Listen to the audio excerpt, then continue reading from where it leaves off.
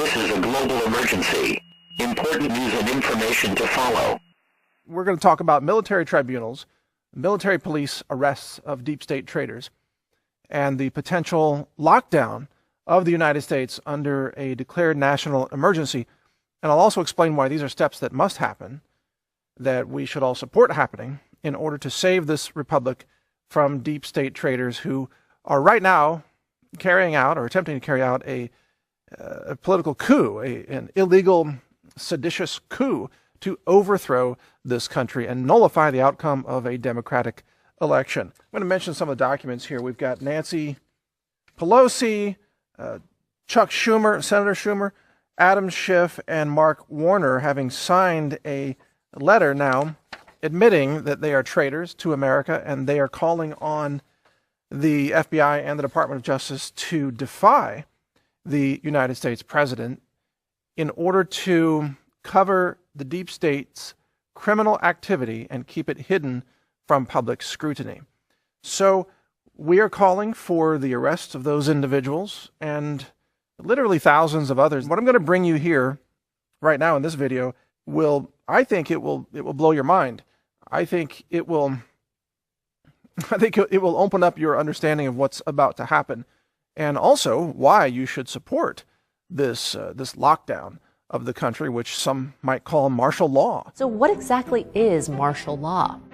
Well, in the simplest terms, martial law means that the military has replaced the standing government. As such, the highest-ranking military official becomes the head of state, and the country's constitution, along with individual rights and freedoms, are suspended.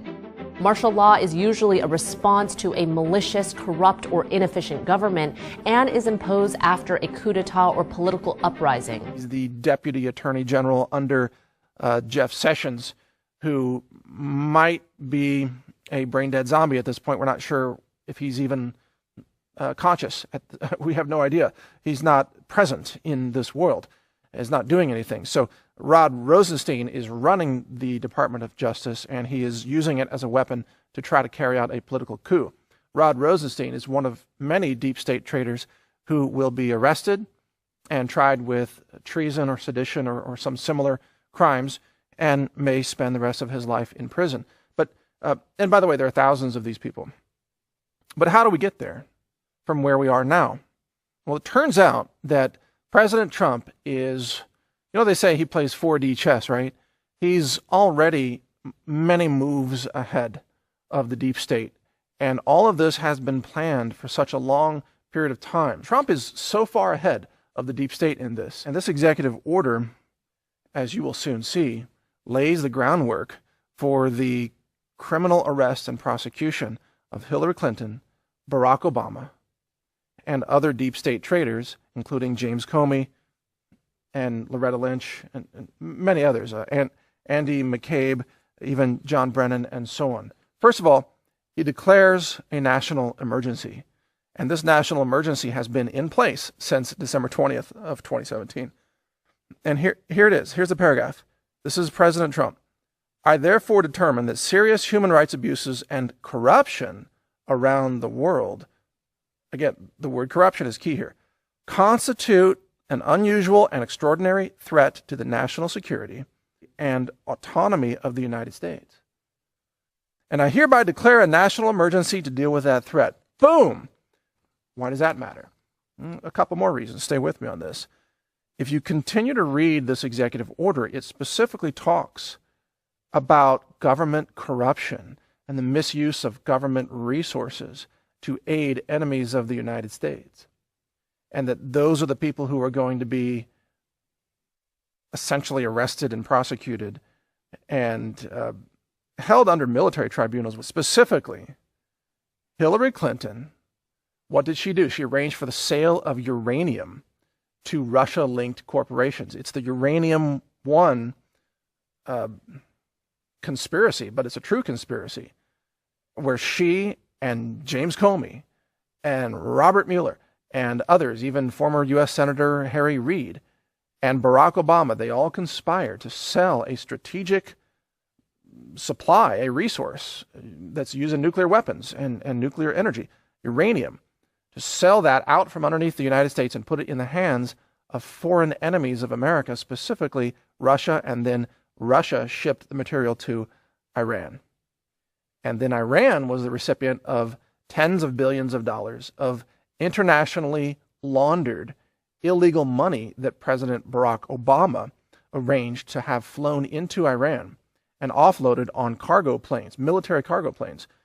And Obama, in order to do this, he bypassed all international banking regulations. He committed massive international crimes in order to carry this out. He engaged in massive money laundering. He committed numerous crimes, dozens of different crimes. And he did this in order to betray the United States by aiding and abetting foreign enemies of America, i.e. granting funding to Iran, as well as technical assistance, as well as uranium fuel, so that Iran could build nuclear weapons, ballistic delivery systems in order to threaten America's allies in the Middle East, namely Israel, with nuclear weapons, but also threaten so that Iran could threaten the United States. A lot of people don't know this. Barack Obama arranged for Iran to capture a U.S. drone, and the press ran a complete cover story on that. They claimed that Iran was able to do GPS spoofing to hack the drone and make it land on a runway in Iran. That's complete nonsense. First of all, the GPS signals are highly encrypted using, I think, 512-bit encryption. And in order to spoof those signals, you'd have to have something sitting even between the satellite and the high-altitude drone. You'd have to have a super high-altitude airplane of some kind, which Iran doesn't even have, and you'd have to have the ability to break 512-bit military encryption in real time. It may even be 1024-bit encryption. And Iran doesn't have that kind of decryption breaking technology either. Obama arranged for that drone to be flown into Iran and landed there in order to give America's enemies this technology. And he also did the exact same thing with a Navy vessel. Remember when those U.S. sailors were captured because a Navy vessel went into Iranian waters? And then John Kerry got involved and embarrassed the U.S. and bowed down to the enemies. This was all arranged under Barack Obama. Hillary Clinton, in her case, she accepted hundreds of millions of dollars in international bribes to her Clinton Foundation, which was a massive money laundering vessel. It was a shell front. They claimed it was a nonprofit. It was actually a money laundering system where she could accept bribes from international, even enemies of America or international industrialists or other people who had a lot of money overseas, including Russians and so on. And the excuse that was given was that, they were paying her to give a speech. So she would go somewhere and give a speech for 20 minutes, a speech that nobody wants to hear. She's the most boring speaker ever in politics, it seems. And then they would pay her, $50 million. Well, the $50 million isn't for the speech. The $50 million is a bribe, which is mentioned in here, bribery. A bribe for the future influence of a person they thought was going to be the president, President Hillary Clinton. And that as president, she would continue to betray the United States and continue to sell out the U.S. uranium supply and continue to sell out U.S. military secrets and continue Obama's agenda of systematically destroying the culture, destroying the U.S. economy, opening the borders to a floodgate of illegals, and causing race war conflict in the United States by heating up racial tensions instead of accomplishing racial healing, which was what people thought he was going to do when he was elected president. A lot of people voted for Obama in the hope that if we had a black president, that would finally prove that there could be racial unity in America and that America wasn't a racist nation. What they got instead was a president who stoked the flames of racial tension while aiding and abetting America's enemies. And this executive order signed by President Trump almost a year ago specifically targets the actions of Barack Obama, Hillary Clinton, and their co-conspirators, which include, by the way, Loretta Lynch, Eric Holder, perhaps, but definitely Andrew McCabe, John Brennan, Peter Strzok, James Comey, and literally thousands of other people throughout the deep state apparatus who I believe must now be arrested. That we are operating under a national emergency system. And on top of that, President Bush declared a state of war in September of 2001. that state of war has never been rescinded or resolved. And that, of course, was put in place shortly after the attacks on September 11, which brought into law the Patriot Act that, what a coincidence, was already written and ready to go and just waiting for the right event to roll that out so that the government could spy on the American people. And it was the Patriot Act that ultimately put more power in the hands of the FISA court. Even though the FISA court existed before that, it was granted a lot more power to spy on Americans under the guise of spying on only foreign nationals and only terrorists.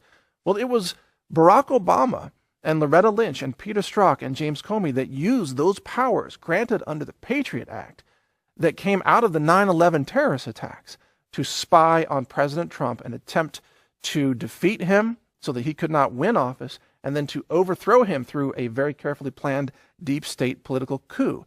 All of these activities relied on the secret spying apparatus that was brought into life, really, in September of 2001 under President Bush. And it's no surprise, by the way, President Bush is, of course, or former President Bush, is a deep state operative. You know, these people are all deep state rhinos. They are warmongers. They are not, pro-America people in the way that President Trump is a pro-liberty, pro-constitution, let's make America great again kind of guy. I think the Bushes were not like that. They were like, make the Bushes powerful again. They weren't really about America. They were about the Bushes. They were about the secret society. They were about the deep state. And that's how they used their power back then to create these deep state powers that have been abused and exploited and weaponized against the American people ever since. And by the way, President Trump knows what happened on 9/11. Yeah, I mean, he can't say it publicly because so many people have been taught the false narrative, the official government story, which is complete and utter nonsense, violates the laws of physics. But Trump knows the real story. You just won't hear him ever talk about it. Just know that he knows about it. In fact, he used to talk about 9/11 because, remember, he's a New Yorker. And he followed this very closely after the attacks in 2001. So he knows what's up. And he knows, he knew the firefighters and the rescue workers and the police officers and the construction people and the architects and all those people who really know what happened in 9/11. And Trump knows that Building 7 was, of course, pulled deliberately. We'll use that term pulled just to avoid freaking people out. See, now the average American just walking around today has no idea that we are, number one, under a state of war, and number two, under a declared national emergency. They have no clue. So they do not understand that the president right now has absolute power to essentially mandate or order every branch of government to do his bidding. Trump needs the Pentagon's loyalty.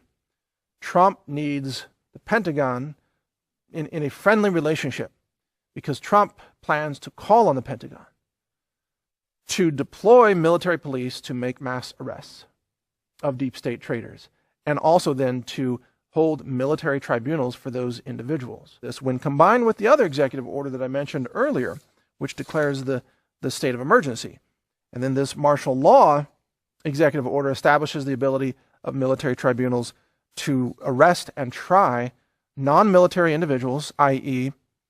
Barack Obama, Hillary Clinton, Peter Strzok, John Brennan, all these others, to try them for their acts of treason against the United States carried out during a state of war under a national emergency. And by the way, we've been under a national emergency for much longer than just since last year, because Obama declared a national emergency, I think in 2012 as well. It's very interesting that Obama declared a national emergency in anticipation of another Democrat taking the White House. Obama's executive order grants the president the absolute power to control all communications assets in the country, which means the president, whoever that happens to be, and they thought it was going to be Hillary Clinton, the president can take over and control the internet, all media outlets, every social media website, Facebook, Google, YouTube, Twitter, and every TV station, everything. So you put that together with what Trump has signed and what is about to be unleashed when these classified documents are finally made public, it is going to be a political shitstorm of such magnitude that you have never seen before, that this country has never seen before since the Civil War.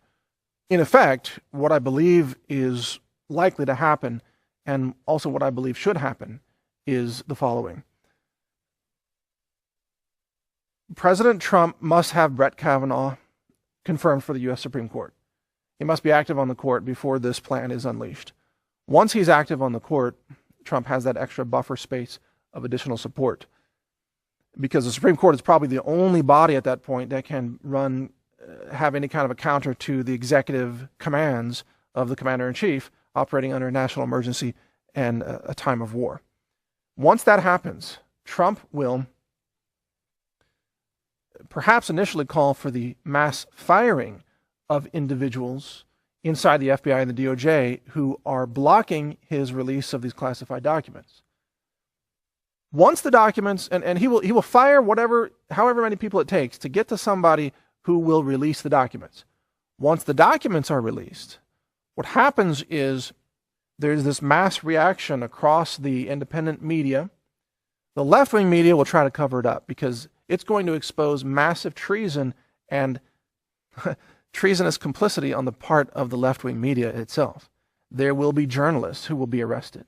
I mean, so-called journalists. You can't even really call them journalists anymore. They're left-wing activists and traitors. But they think of themselves as journalists, and they work for organizations like the Washington Post and the New York Times and CNN.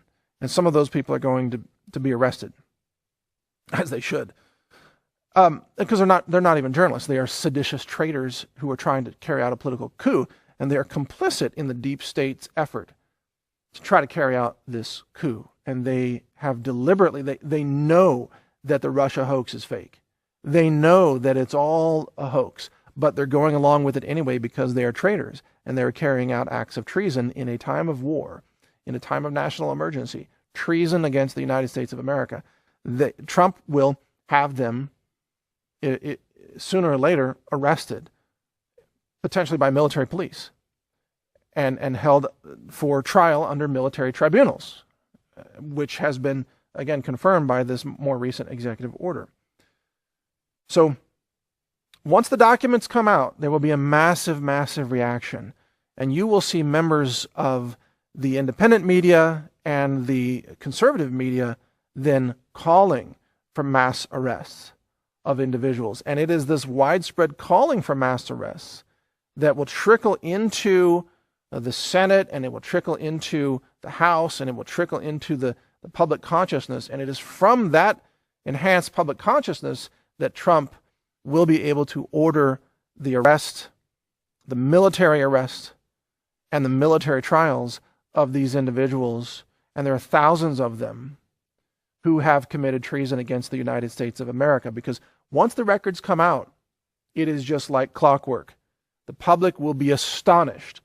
This is beyond anything like Pulitzer Prize winning news. This is bombshell of all bombshells. This is the mother of all bombshells, the Moab bombshell, you might say.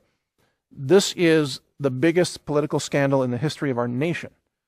This is the greatest abuse of power, or the most malicious abuse of power in the history of our nation. And by the time it's all said and done, people like Barack Obama will have either fled the country, which I think is the most likely outcome, or he will be arrested and imprisoned.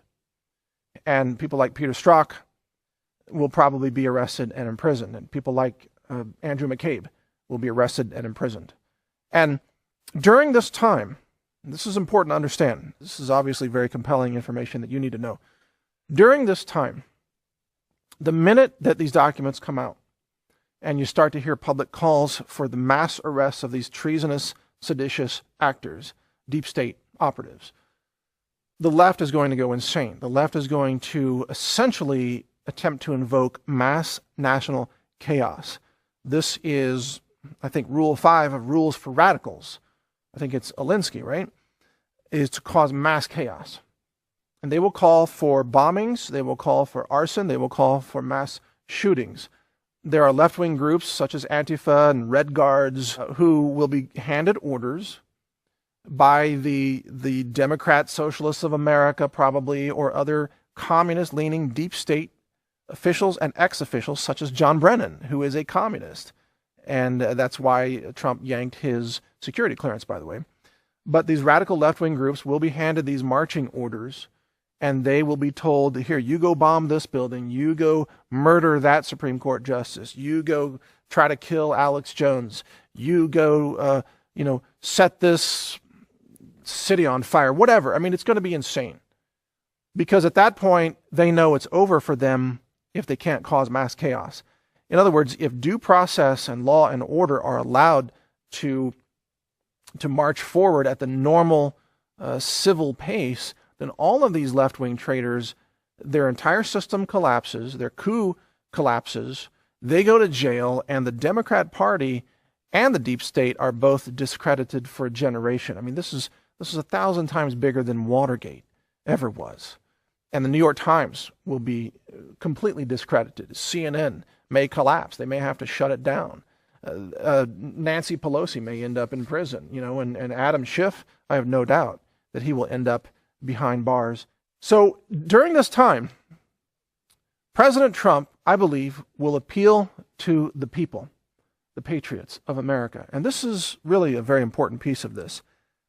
I'm actually appealing to President Trump to appeal to the people, because the people can help. There may be a time of such incredible chaos when we are in practically a civil war, where Trump is engaging in the mass arrests of these deep state operatives, where Trump has even declared martial law, or something similar to martial law that maybe is effectively martial law, where deep state operatives are hiding out. Maybe Obama flees the country. Maybe Adam Schiff is in hiding in a bunker somewhere, like Hitler's bunker. I don't know. Where some of these left-wing journalists who are really not journalists, but they're deep state operatives, where they flee and they try to disappear. Where all these things are happening. And the claim will be that Trump has become Hitler. Oh my God, he's become Hitler. He has declared martial law. He has become a dictator, and the resistance must fight him. That's going to be the narrative. It's practically that narrative right now. But during this time, we, the people, must recognize that no, Trump is not trying to become a dictator.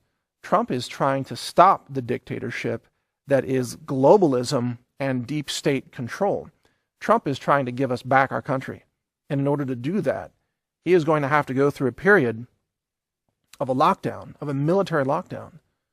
And he will need our support to help maintain some semblance of law and order and civility across our cities and societies while the military arrests take place and the deep state actors and traitors are rooted out, arrested, tried, and either put behind bars or executed or whatever they decide to do.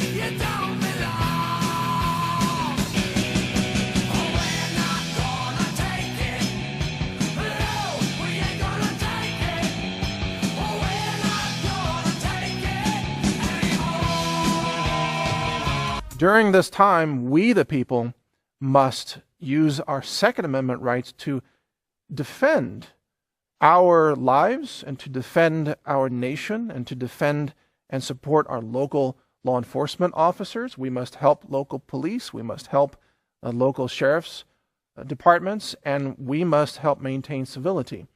And it's going to take a lot of millions of patriots in order to help do this.